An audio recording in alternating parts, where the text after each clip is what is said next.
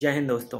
तो आज हूँ मैं उदयपुर में और आज मैं आपको चित्तौड़ ले जाकर वहाँ का इतिहास बताने वाला हूँ। चित्तौड़ का इतिहास बेहद महत्वपूर्ण है हमारे इतिहास के लिए और वहाँ पर महाराणा सांगा, महाराणा प्रताप, महारानी पद्मिनी, कर्णावती, मीराबाई, इस तरह के जो व्यक्तित्व हैं, पन्नाधाय, उनसे जुड़ा इतिहास चित्तौड़ में बिखरा पड़ा है। उनसे जुड़े जो स्थल हैं वो वहाँ पर है। महाराणा कुंभा, इसके अलावा वहाँ पर जौहर स्थल है, महारानी पद्मिनी का महल है और इस प्रकार के बहुत सारे स्थल हैं। तो आज हम वहीं पर जाएंगे और वहाँ का इतिहास जानेंगे। तो मैं पहुँचता हूँ चित्तौड़ और उसके बाद मैं आपको वहाँ का इतिहास बताता हूँ। देखते रहिए। तो दोस्तों, मैं चित्तौड़ इस वक्त पहुंच चुका हूं और यहाँ के जो 7 पोल हैं, 7 दरवाजे हैं, वो अभी मैंने पार कर लिए हैं और अभी बस हम एंट्री लेने ही वाले हैं। और इस चित्तौड़ के फोर्ट में हम बहुत सारी चीज़ें जानेंगे और हर जगह का थोड़ा थोड़ा इतिहास हम जानने की कोशिश करेंगे। जितने ब्रीफ में हो सके और जितनी डिटेल में उतनी देर में हो सके हम सब जानने की कोशिश करेंगे। चलते हैं, देखते रहिए। दोस्तों, इस वक्त हूँ मैं कुंभा महल में। चित्तौड़गढ़ में कुंभा महल है। राणा कुंभा ने इसे बनवाया था और कहते हैं कि उनके बेटे ने उनकी हत्या कर दी थी राजपाट को पाने के लिए, जिसके बाद उनके बेटे को हत्यारा कहा जाने लगा। ये उन्हीं राणा कुंभा का महल है, आप देख सकते हैं। बेहद खूबसूरत पर बहुत ही जर्जर हालत में। इतिहास को लेकर जागरूकता नहीं है हमारे देश में और उसका नतीजा यहाँ पर साफ देखा जा सकता है। हालांकि काफ़ी साफ़ सफाई रखने की कोशिश की गई है, पर केवल ये कह देना कि यहाँ पर वीडियो अलाउ नहीं है, यहाँ पर फ़ोटो अलाउ नहीं है, इतने भर से बात नहीं बनने वाली है। बहुत देख रेख की आवश्यकता होती है इस तरह की जगहों को। आज भी आप आएंगे तो एक अलग ही अनुभव है जिसको बताया नहीं जा सकता शब्दों में। बेहद खूबसूरत। आप फिर ये महल देखिए, आप देखिए, ये है राणा कुंभा का महल। ये तो एक कोना मात्र है, ये है अलग अलग क्वार्टर्स बने हुए हैं। ऊपर वो आप देख सकते हैं, कितना खूबसूरत, कितना शानदार है ये, इतना पुराना और उसके बावजूद आज भी इसकी दीवारें खड़ी हैं। इसके इतने ज़्यादा क्षतिग्रस्त होने का एक कारण ये है कि जब यहाँ पर बाहरी आक्रमणकारियों ने आक्रमण किया, मसलन अलाउद्दीन खिलजी ने जब 1303 में यहाँ पर हमला किया, तो उसने जब यहाँ पर एंट्री की और यहाँ महारानी पद्मावती उसे नहीं मिली, तो कहते हैं कि उसने यहाँ पर पूरा का पूरा ये जो किला था इसे तोड़वा दिया। मतलब कई हिस्से इसके क्षतिग्रस्त कर दिए। यहाँ पे जो मूर्तियाँ थीं देवी देवताओं की, उसको भी उसने तोड़वा दिया।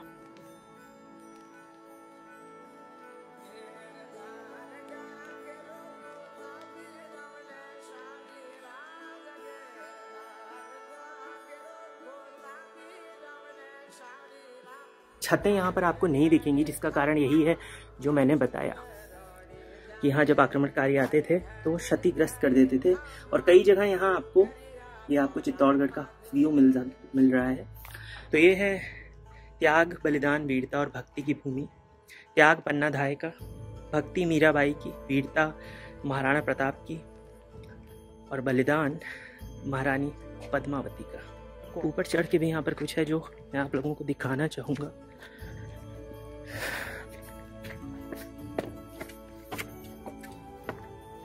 देख सकते हैं आप कि किस प्रकार की गंदगी है यहाँ पर।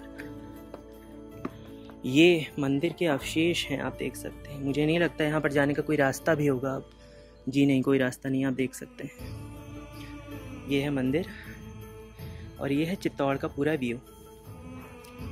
यहाँ पर अभी हम नीचे खड़े हुए थे और यहाँ नीचे जाने का कोई रास्ता नहीं है। तो अभी हम वापस चलेंगे। दोस्तों, मेरे पीछे इस वक्त आप देख सकते हैं विजय स्तंभ, जिसे बनवाया था राणा कुंभा ने।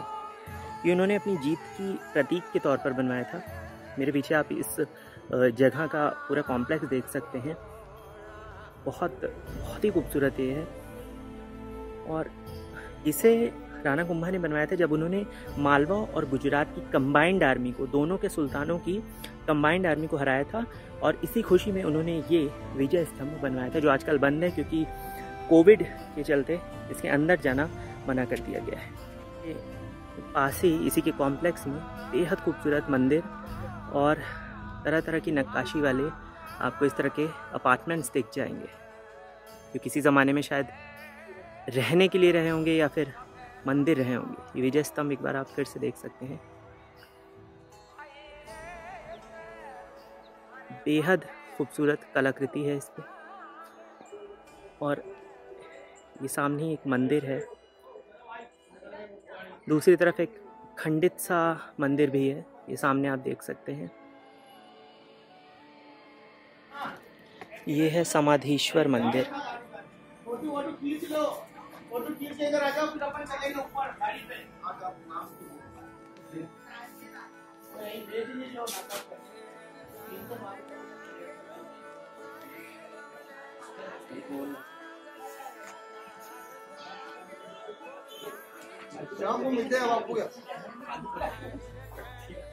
तो ये है समाधीश्वर मंदिर के अंदर विराजमान महादेव, जिनके दर्शन आप अभी कर रहे हैं।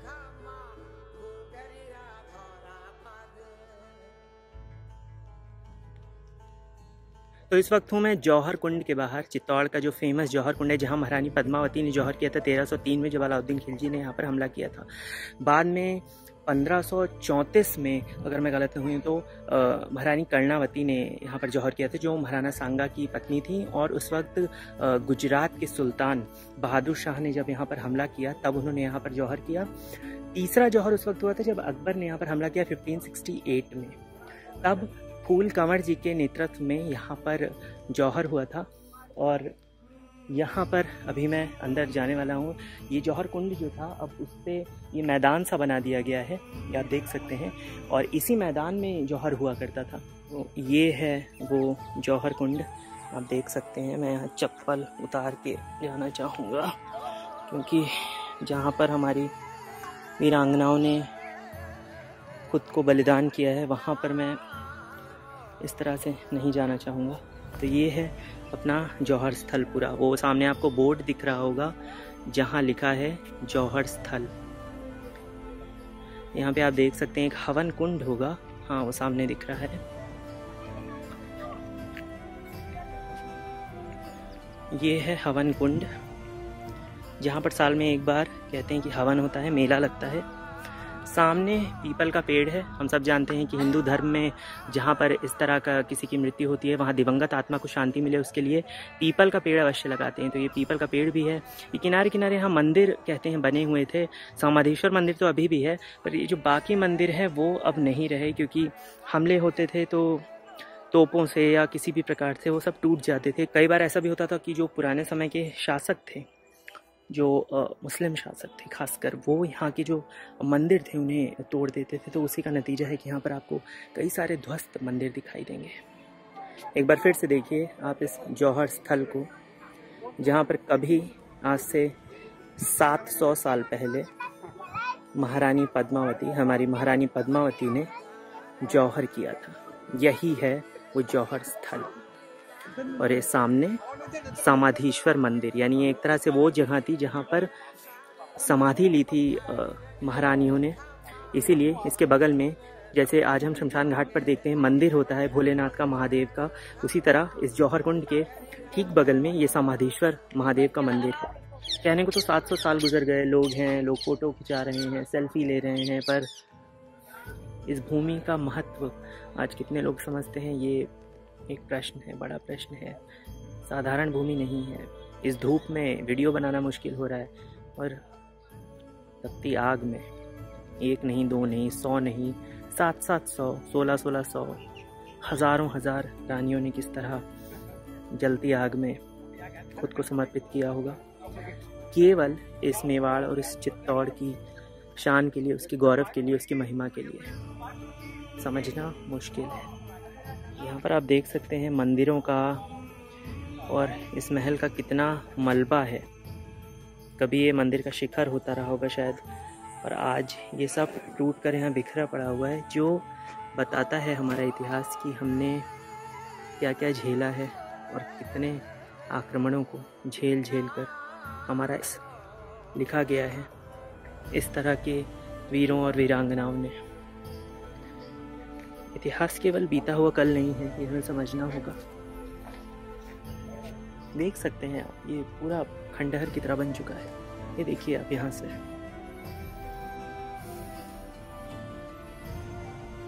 दोस्तों यहाँ से आगे बढ़ने पे नीचे की ओर सीढ़ियाँ आपको जाती हुई दिखाई देंगी, जहाँ दाएं हाथ पे है महारानी पद्मिनी का मंदिर और ज़्यादा नीचे उतरने पे है गोमुख और गोमुख कुंड। ये है महारानी पद्मिनी का एक काल्पनिक प्रतिमा।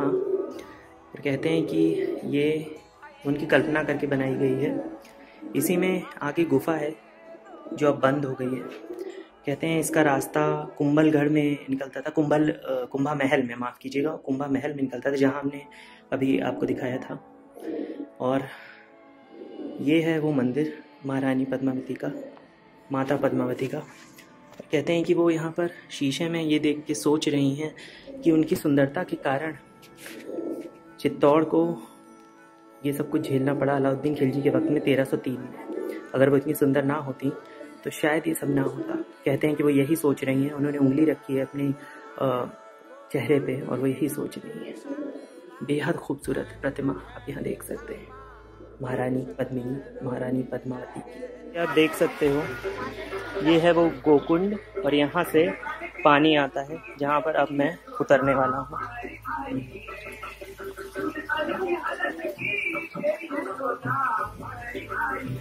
यहाँ पर मछलियाँ आप देख सकते हो पानी में।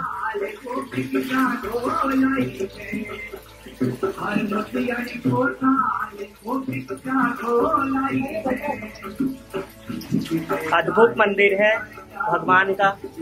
शिवलिंग हर समय पानी में स्वयं डूबा रहता है। महादेव का अभिषेक स्वयं यहाँ का जल करता रहता है, ये आप देख सकते हैं। गोमुख है ये, जहाँ से पानी आ रहा है। दूसरी तरफ उधर है और ये है भगवान विष्णु की मूर्ति, जहाँ, अगर मैं गलत नहीं हूँ तो भगवान विष्णु की मूर्ति है। और ये अद्भुत है, आप देख सकते हैं मेरे पैर पानी में है इस वक्त। यहाँ पे आप देख सकते हैं बेहद ठंडा पानी, और ये अपने आप में अद्भुत एहसास है। तो अब मैं बाहर आपको मिलता हूँ, यहाँ पर मैं दर्शन करके निकलता हूँ।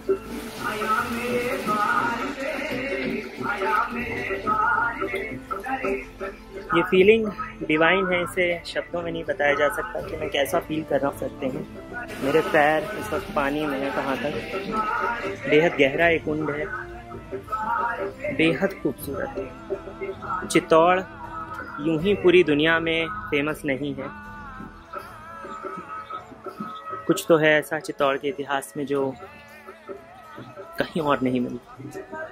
ये गोकुंड आप ऊपर से देख सकते हैं, यहाँ से पूरा चित्तौड़गढ़ का व्यू भी आपको दिखेगा। पीछे आप देख सकते हैं इतनी बड़ी बड़ी दीवारें, मोटी दीवारें हैं। और ये है अपना गोकुंड। यहीं पे नीचे वो मंदिर था जहाँ पर मैं अभी अभी गया था, जहाँ पर शिव जी के दर्शन हो रहे थे। आप देख सकते हैं नीचे, वहीं अभी मैं गया हुआ था। अद्भुत है यहाँ का पूरा नज़ारा। यहाँ पे जो जो चीज़ें हैं, अब ये पानी आप ले लीजिए, ये पता नहीं कहाँ से आता है और कहाँ जाता है, क्योंकि गोकुंड वो जो है, जो गोमुख है, उससे जो पानी निकल के गोकुंड बनता है, पता नहीं वो पानी आता कहाँ से। क्योंकि आप देख सकते हैं पूरा चट्टानी इलाका है, गर्म इलाका है। ठीक है, पहाड़ों के अंदर से पानी तो आता है, पर समझ नहीं आता कि कैसे। यही है, इसीलिए हमारी विरासत, मैं कहता हूँ कि हमारे इतिहास, हमारे कल्चर जैसा हमारी विरासत और हमारे देश जैसा शायद ही कहीं पर मिले। भक्ति, वीरता, चमत्कार, त्याग, बलिदान, सबका एक जो संगम है वो यहाँ चित्तौड़ में आपको देखने को मिलता है। वैसे तो पूरे भारत में ये इतिहास है, मेवाड़ में है, राजस्थान में पूरे है, पर यहाँ खासकर चित्तौड़ में जो एक भावना है वो बताई नहीं जा सकती। आप देख सकते हैं पूरा चित्तौड़ इस मेरे पीछे। दोस्तों मेरे पीछे आप देख सकते हैं वो जो बिल्डिंग है वो है पद्मिनी पैलेस, जहाँ पर महारानी पद्मिनी रहा करती थी। और कहते हैं ये वो जगह है जहाँ पर अलाउद्दीन खिलजी ने महारानी पद्मिनी को देखा था।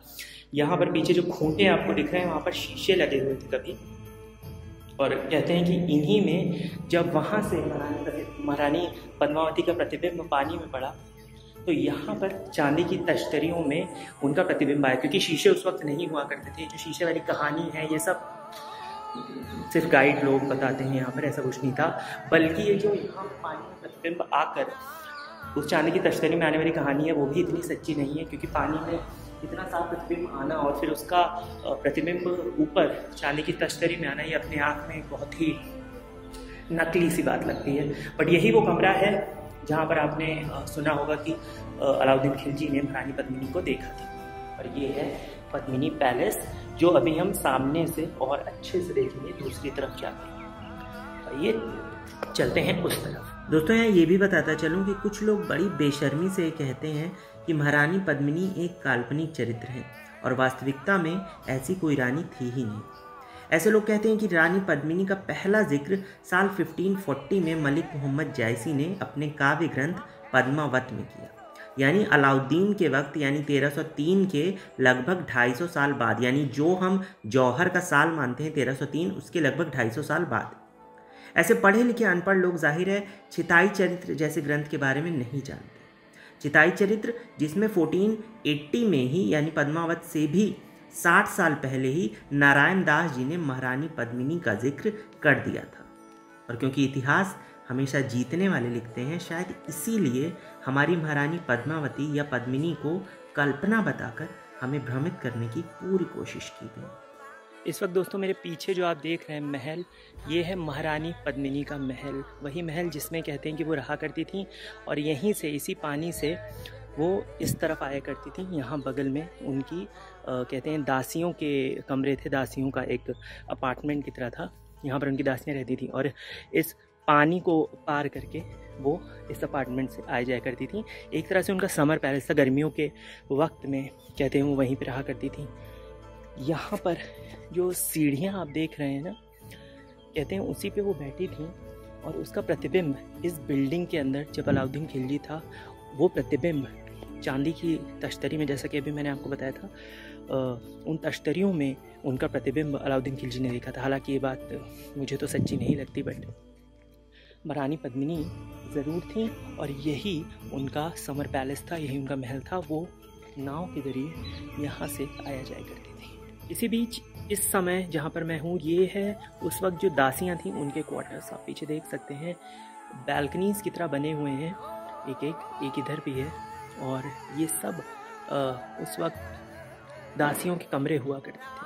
देखते हैं इसमें, ये आप देख सकते हैं इस तरह से कमरे बने हुए हैं और इसी में उस वक्त ये दासियाँ रहा करती थी। इसमें महारानी पद्मावती की भी दासियाँ रही होंगी और ये पूरे क्वार्टर्स हैं, देख सकते हैं। ऊपर भी शायद रहा। ऊपर कहते हैं कि जब आक्रमण हुए यहाँ पर इतने सारे, यहाँ पे जो छतें हैं वो भी टूट गई, इसलिए बहुत सारी जगहों पर आपको यहाँ पर अगर आप आएंगे तो आपको छतें नहीं दिखाई देंगी। इस तरह की बालकनी नुमा आपको दिखेंगी जहाँ पर शायद वो दासियाँ बैठा करती होंगी। यहाँ की ईंटें जब आप देखेंगे ना तो आपको समझ आएगा कि कितने पुराने वक्त की ये ईंटें हैं यहाँ पर। हालांकि बाद में मुझे लग रहा है सीमेंट लगाया गया है, देख के लग रहा है, लेकिन ये ईंटें आप देखेंगे तो साफ पता चलता है कि ये सैकड़ों साल पुरानी है, सदियों पुराना ये महल है। ये तो हम जानते ही हैं। ये भी देखिए आप, कम ही लोग यहाँ पर भी मुझे दिख रहे हैं। आमतौर पर जैसे ताजमहल वगैरह में हमें बहुत सारे लोग दिख रहे हैं, उतने लोग तो नहीं दिख रहे हैं, पर हाँ लोग हैं। अब आगे चलते हैं और देखते हैं इसके आगे क्या है चित्तौड़गढ़ के इस किले में हमारे लिए। दोस्तों मुझे लगता है कि यही है गोरा बादल महल। वही गोरा और बादल जो रावल रतन सिंह को खिलजी की कैद से छुड़ाने के लिए दिल्ली गए और उन्हें छुड़ाने के बाद खिलजी की सेना से युद्ध करते हुए दिल्ली में ही वीरगति को प्राप्त हुए। कहते हैं कि उनके सिर कट गए थे पर फिर भी वो युद्ध करते रहे। वैसे यहाँ ना कोई बोर्ड आपको ज़्यादा मिलेगा, ना ही पत्थर पर लिखा हुआ बहुत ज़्यादा कुछ मिलेगा, तो जानने में मुश्किल होती है कि कौन सी जगह कहाँ है। जैसे यहीं पे जयमल और पत्ता की हवेली भी है और रतन सिंह का महल भी है, पर ज़्यादा समय ना होने के कारण मैं सीधा पहुंचा इसके बाद सूरजपोल।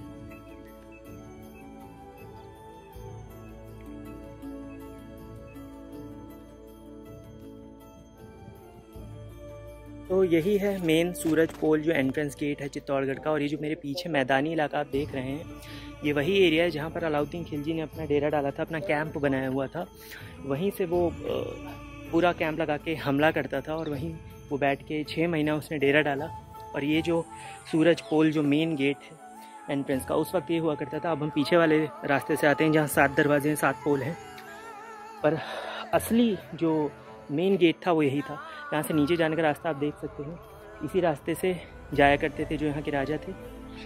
यहीं से रतन सिंह गए और यहाँ पर उनका युद्ध हुआ अलाउद्दीन खिलजी के साथ। ये पूरा रणभूमि थी और यहाँ पे अब खेत आप देख सकते हैं, खेत बन चुके हैं, लोगों के घर बन चुके हैं, बस्तियाँ बन चुकी हैं। बट किसी ज़माने में यहीं पर अलाउद्दीन खिलजी ने डेरा डाला था और यहीं पे उसने 6 महीने इंतज़ार किया था, कहते हैं दिवाली से लेकर होली तक। और उसके बाद उसका युद्ध हुआ, जिसके बाद महारानी पद्मावती का जौहर हुआ इसी चित्तौड़गढ़ के किले में। तो ये था मेरा चित्तौड़गढ़ का टूर। आई होप आपको पसंद आएगा। पहली बार मैं बाहर निकलकर वीडियो बना रहा हूँ, मुझे उम्मीद है आपको अच्छा लगेगा। और जो एहसास है वो बताया नहीं जा सकता, क्योंकि इस जगह पर जो युद्ध हुआ था उसके बारे में जितना कहा जाए वो कम।